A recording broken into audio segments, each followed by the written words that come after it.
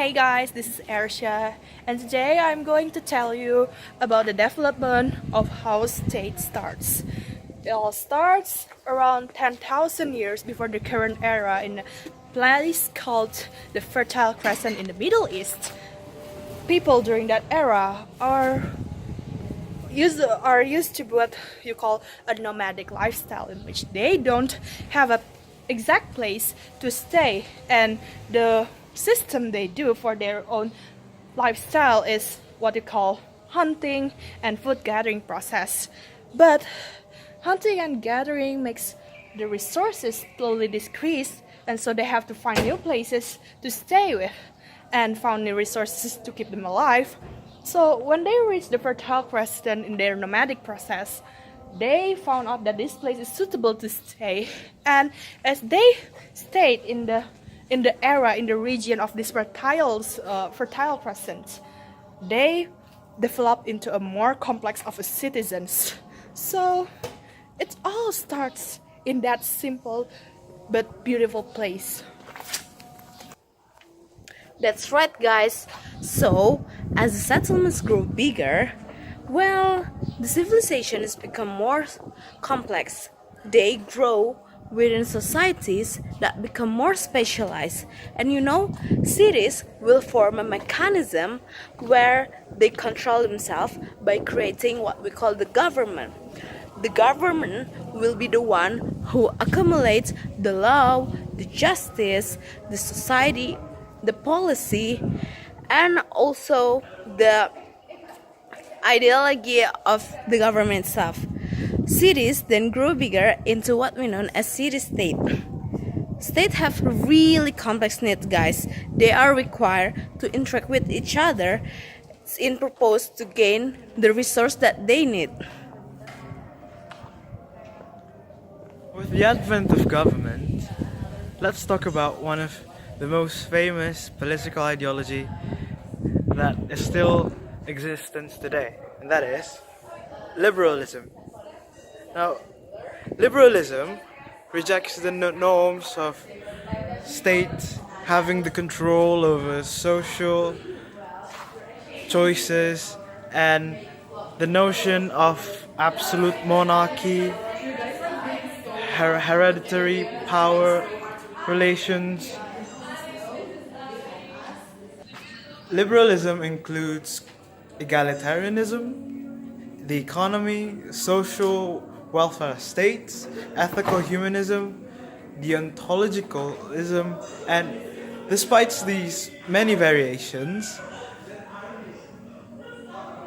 liberalism at its core is the meaning of humanity and society in general. Now, let's talk about what happens after this social revolution. There is such a thing called the social democracy. Now meet my friend Finda.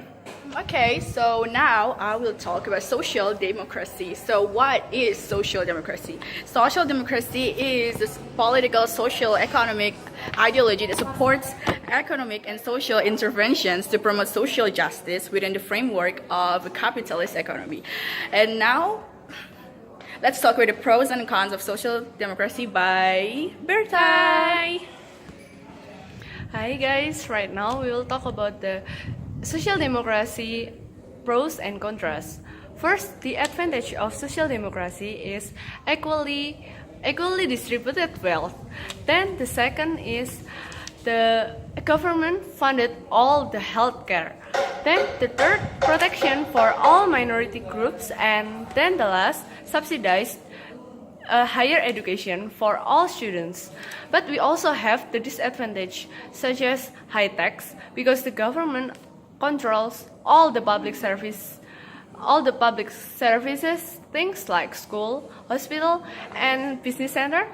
Then the last, no long-term goals, because the government always changing after 4 up to 6 years.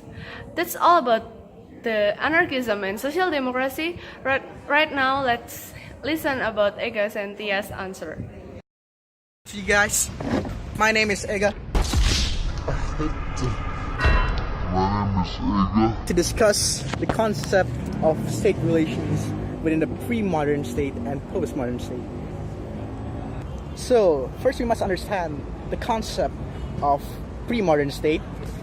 Pre-modern state could be seen within the perspective of an anthropologist, will be the civilization that occupied Earth within the Homo sapiens era, the Homo erectus. The Homo erectus era, and Homo sapiens will be seen as a modern concept of a state regulation. Now, if you look at within the perspective of an economist, pre-modern state will be seen during before the pre-industrial revolution, which is before 1800s, and within the postmodern state will be ever since the industrial revolution, in the creative conduct of TNCs and other multinational companies that are present in this world, and the evolution of trade and other properties of resources. So what is it? So what exactly is the relation between these states of state relations? The territorial area of the Earth is divided among different states with different continents of the world. Interstate relation must occupy a particular member of a state's time and energy, as the negotiations between these kind of states will be very difficult and very essential and crucial within the fate of a given state. Naturally, the tendency of a state is to expand its power and resources within the conquest of a territorial area, unless it is uninhabited or stateless. Such expansion will inherit conflict or interest between these states due to specific rules and regulation that is due to the different ideologies that is present within these different states. Now, trade will be an example of a mediation that is increasingly recognized or beneficial for both parties, as trade interconnects these different states due to political interests of a given resource that is present within these states. Within the 18th century warfare, within the 18th century warfare, also counterbalances a considerable amount of the concept of trading with the enemy. In the modern era of total war, with the presence of technological advances, the notion of keeping war was very limited to the state apparatus seems to be more obsolete. When states are not at war, agreements are often necessary to keep friction to a minimum. Thank you very much, everyone. So